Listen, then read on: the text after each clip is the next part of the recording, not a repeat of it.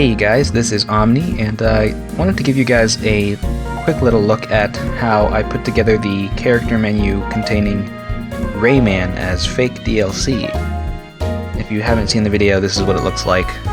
Basically what it is just off-screen footage of the menu with both Rayman and Mewtwo, and the cursor moving to select Rayman, basically. At first I thought I would recreate the entire menu from scratch, just because it would give me more flexibility with animations and things like that, but that ended up being a really bad idea because the menu is way too complex. So I ended up capturing some footage of the menu using my Game Capture HD, and what I needed to get was a few things. First, I needed to get some footage of the entire menu without anything happening. That way I would be able to overlay things on top and modify it as I would need to. I also needed to get the cursor moving from the start position and then traveling to where Rayman would eventually be. And then the last thing I needed to get was the animations of the characters on the fourth row there, populating the player 1 character slot as you pass over them. And you can see here it kind of has like a little whoosh speed line animation. So once I had all those parts, I brought them into After Effects to composite them. So first what I did is mask out the cursor so that I could overlay that on top of the idle character menu footage. So as you can see here, I've got just the isolated cursor, and once I take that and overlay that on top of the character menu, this is what it looks like. Now as you can see here, it looks pretty fake because the idle character menu is not responding to the cursor as it passes over the characters. So the next step would be to modify that footage so that it reacts to the cursor. So what I did is I opened the footage in Photoshop, and first I modified the placement of some of the characters so that there was room for both Mewtwo and Rayman. Now it was important that I put Mewtwo in the character select screen as well, because he's confirmed DLC already, and if he's not in the menu then no one's gonna believe any of this. So the other thing is that Mewtwo needs to be original art, because if I use existing art, people are going to notice and say, hey, that art comes from Pokemon whatever. So what I did is I modified a screenshot of the trophy of Mewtwo from the game and colorized it a bit and modified the hand position. I also changed the way it was shaded, and I changed the shape of his head a little bit to better match the art that they showed us during the Nintendo Direct. Now once I had that, I put him between Greninja and Rob, but I needed to move Captain Falcon out of that row because there wasn't enough room otherwise. So I put Captain Falcon next to Little Mac, and then I made a space between Sonic and the Mii Fighters because I thought Rayman being a third-party character, it made more sense for him to be in the bottom row. So once I've done all that, I also needed to replicate the flames in the background, and this was a difficult process because I didn't have any sort of source image on which to base it, so I had to patch together bits and pieces of the flame pattern. And really the flame pattern is just expanding from the center over and over again, and it repeats pretty quickly, so I was able to patch together that pattern and then use a smart object to put that underneath the art of both Mewtwo and Rayman. Now it doesn't match perfectly with the adjacent character slots, as you can see here.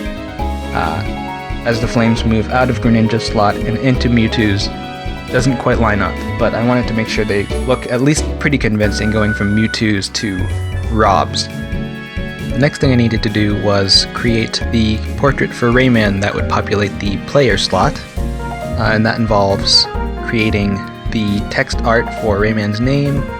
It also involved making a symbol that would associate with the Rayman franchise, essentially. The symbol that I used for Rayman is the lum, which is a commonly recurring element in the Rayman franchise. I believe it's been in every game. At least all of the games I've ever played had the lum in it, so I figured, it's a common enough symbol. I considered using just the ring that shows up on his shirt, but I didn't think that was iconic enough. So given Rayman's recent stylistic reimagining, I thought it would be appropriate to use the new Lum design that they introduced in Rayman Origins. The other big part of the player slot is the animation that plays whenever you hover over one of the characters. Basically, the character kind of rushes in from the right side of the slot, so I needed to recreate that for Rayman. If I had a PNG of the speed lines here, I would have been able to do that more easily, but instead I had to recreate it from scratch. So it's not a perfect match, but I got it as close as I could.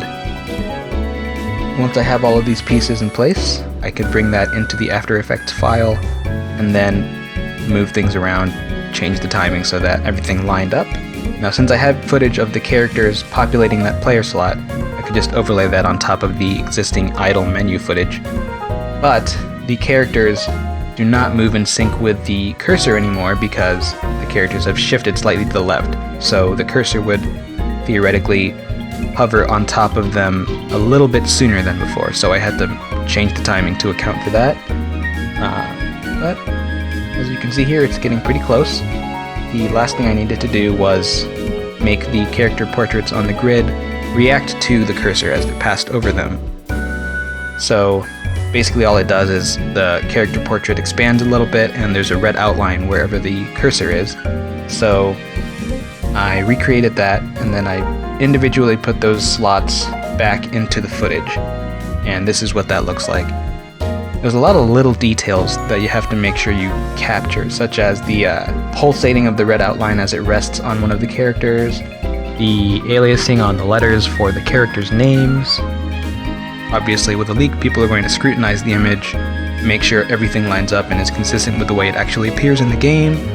So, a lot of things I need to account for. But with all of that put together, this is what it looks like.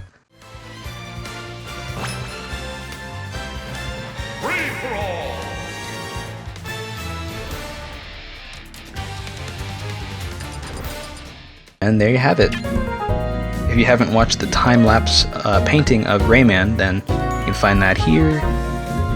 And yeah, I don't have any plans to make any more big fake leaks or anything like that, but I am doing Smashified, which is where I draw characters in the style of Super Smash Bros. For Wii U. So if you want to see one of your favorite characters that didn't get into the game, then post your suggestion in the comments, or if you prefer, you can tweet your suggestion using the hashtag Smashified, and I will look at as many of those as I can, and if your suggestion is popular enough, then who knows, maybe I will paint it. So yeah, that's pretty much it. So go do those things, or if you don't want to do those things, then don't. I can't make you do anything. So thanks for watching the video, and I will see you guys next time.